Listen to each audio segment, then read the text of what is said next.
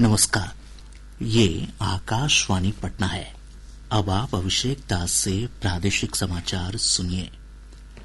प्रधानमंत्री नरेंद्र मोदी ने आज नई दिल्ली के राय पिथौरा सांस्कृतिक परिसर में भगवान बुद्ध से संबंधित पवित्र पीपर हवा अवशेषों की भव्य अंतर्राष्ट्रीय प्रदर्शनी का उद्घाटन किया। इस प्रदर्शनी की थीम प्रकाश और कमल प्रबुद्ध व्यक्ति के अवशेष हैं।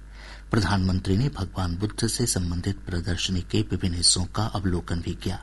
1898 में खोजे गए पीपर हवा अवशेषों का प्रारंभिक बौद्ध धर्म के पुरातात्विक अध्ययन में महत्वपूर्ण स्थान है।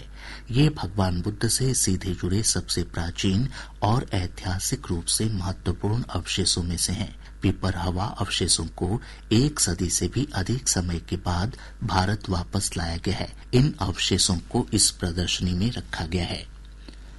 मुख्यमंत्री नीतीश कुमार ने कहा कि 7 निश्चय 3 के तहत सबका सम्मान जीवन आसान उद्देश्य के तहत बुजुर्ग नागरिकों को उनके घर पर ही अत्यावश्यक स्वास्थ्य सुविधाएं उपलब्ध कराई जाएंगी। सोशल मीडिया पोस्ट में श्री कुमार ने कहा कि बुजुर्गों को घर पर ही ब्लड प्रेशर जांच, ईसीजी और पैथोलॉजी जांच की सुविधाएं मिलेंगी। इसके अलावा फिजियोथेरेपी, नर्सिंग सहायता और आपातकालीन स्थिति में सभी प्रकार की चिकित्सकीय सहायता भी उपलब्ध कराई जाएगी।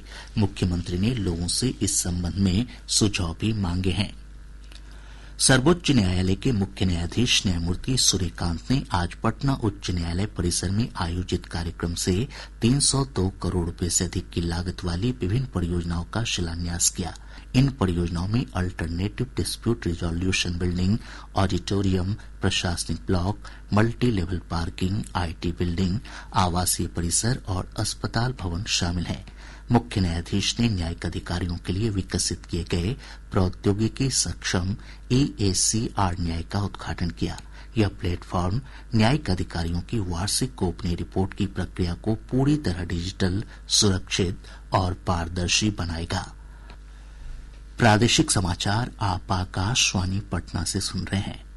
आज महान समाज सुधारक सावित्रीबाई फुले की जयंती है। इस अवसर पर प्रधानमंत्री नरेंद्र मोदी ने सावित्रीबाई फुले को श्रद्धांजलि अर्पित की।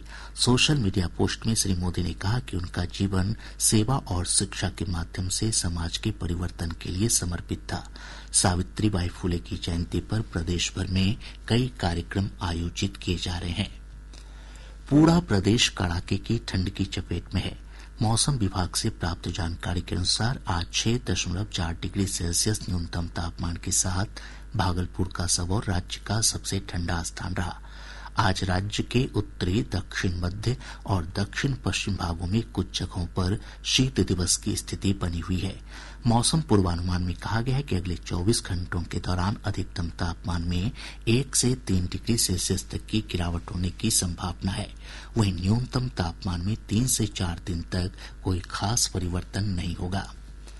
आकाशवाणी पटना का प्रादेशिक समाचार एकांश आज सामयिक चर्चा कार्यक्रम के तहत विकसित भारत जी राम जी अधिनियम पर ग्रामीण विकास मंत्री श्रवण कुमार के साथ विशेष बातचीत का प्रसारण करेगा।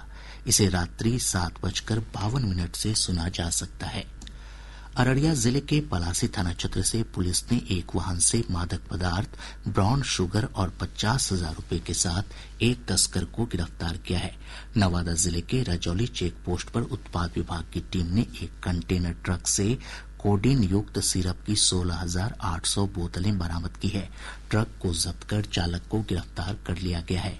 इसके साथ ही आकाशवाणी पटना से प्रसारित प्रादेशिक समाचार का ये अंक समाप्त हुआ। अब आप सुनेंगे उर्दू बुलेटिन।